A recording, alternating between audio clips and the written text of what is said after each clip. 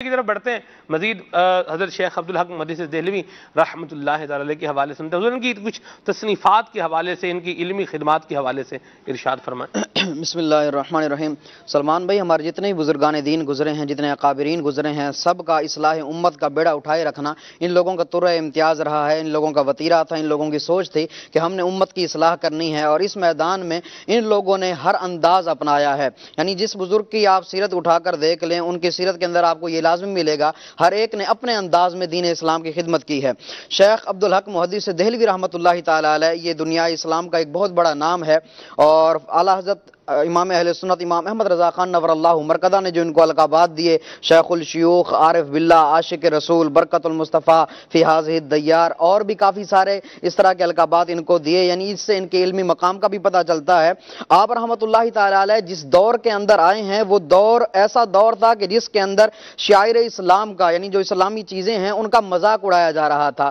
اس دور کے اندر جب آپ نے یہ معاملات دیکھے تو آپ سے برداشت نہ ہو سکا، اور آپ نے اپنی ساری زندگی ہی اسلام کی تبلیغ کے لیے وقف کر دی، اور آپ نے ایک دارالعلوم کی بنیاد رکھی، اور اس میں درس و تدریس جو ہے وہ آخری وقت تک آپ اس ذمہ داری کو خوب نبھاتے رہے، کیونکہ آپ جس دور میں آئے اس میں دین اکبری کا فتنہ بھی اٹھا، اکبر بادشاہ کا دور تھا، یہ فتنہ اٹھا، اور اس فتنے کو آپ نے ختم کرنے کے لیے، کلا کما کے لیے آپ نے جو ہے اس کے اندر اپنا کردار ادا کیا، کہ وہ دور تھا کہ اس دور کے اندر علماء سو جو ہیں وہ بدعتوں کی جو ہے وہ سرپرستی کر رہے تھے، اور فسق و فجور کی حوصلہ افزائی ہو رہی تھی۔ اس دور کے اندر آپ نے آ کر اپنے یعنی خطوط کے ذریعے جو ہے اپنے درد بھرے خط لکھے، اور وہاں کے جو بادشاہ تھے، شہزادہ جہانگیر اور مختلف دیگر امراء سلطنت جو لوگ تھے، ان لوگوں کو اپنے درد بھرے خطوط بھیجے، اور ان کی دینی غیرت کو آپ نے جوش دلایا، اور ان کو بتایا کہ یہ لوگ جو کام تم کر رہے ہو یہ درست نہیں ہے، اور آپ نے اس انداز میں یعنی دین اسلام کی خدمت کی ہے۔ اور آپ کی کتابوں کو اگر دیکھ لیا جائے تو آپ نے ہر فن کے اندر کتاب لکھی ہے۔ علماء کرام نے آپ کی کتب کی تعداد جو ہے وہ 60 کے برابر لکھی ہے،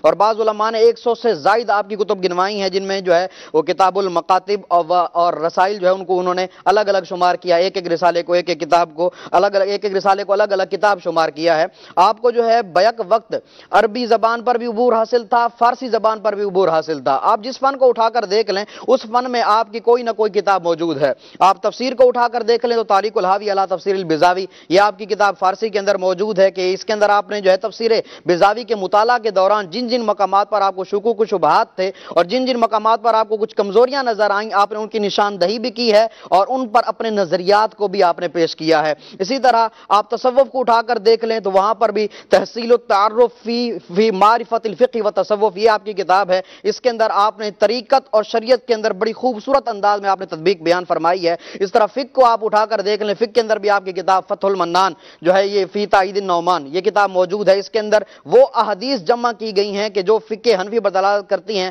اور آپ نے اس کے اندر مسائل یعنی ائمہ اربعہ کے مسائل کو بھی آپ نے ذکر فرمایا ہے۔ اب تاریخ کو اٹھا کر دیکھ لیں، تاریخ پر بھی آپ کی کتاب موجود ہے، جذب القلوب الی دیار المحبوب کے نام سے، جس کا جو ہے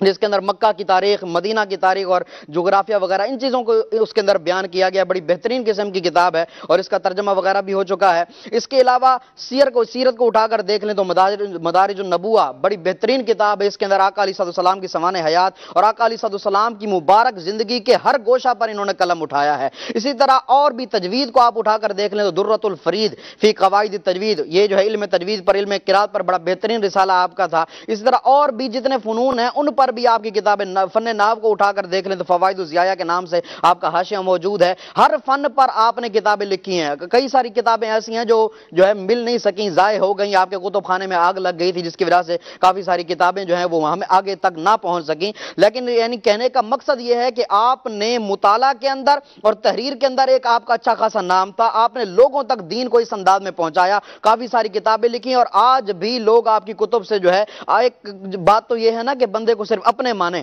کمال تو یہ ہے کہ اپنے بھی مانے، بیگانے بھی مانے۔ آپ کے علمی مقام کو غیروں نے بھی تسلیم کیا ہے، حتیٰ کہ لکھنے والوں نے یہاں تک لکھا ہے کہ جس وقت علم حدیث اس شہر میں، اس خطے میں جو ہے شمالی ہند میں ختم ہوتا جا رہا تھا، یعنی تھا ہی نہیں، اس دور میں اللہ تبارک و تعالی نے جس ہستی کو بھیجا اور اس ہستی نے علم حدیث کے حوالے سے جو ہے لوگوں تک علم حدیث کو پہنچایا، وہ ہستی کوئی اور نہیں، وہ شیخ عبدالحق محدث دہلوی رحمۃ اللہ تعالی علیہ۔ حتیٰ کہ آپ کے بیٹے کی بھی کتاب جو ہے وہ ان پر موجود ہے، تحصیل القائد بخاری کے نام سے جو ہے کتاب ملتی ہے، وہ بھی 6 جلدوں کے اندر موجود ہے۔ یعنی اس طرح آپ نے خود بھی علم حدیث کو لوگوں تک پہنچایا، آپ کے خاندان والوں نے بھی علم حدیث پر کام کیا، یعنی تصنیف و تالیف کے حوالے سے آپ کا ایک نام ملتا ہے۔ یہاں سے جو ہے اس دور کے اندر ہمیں بھی سوچنا چاہیے کہ ان لوگوں نے اتنا کچھ لکھا،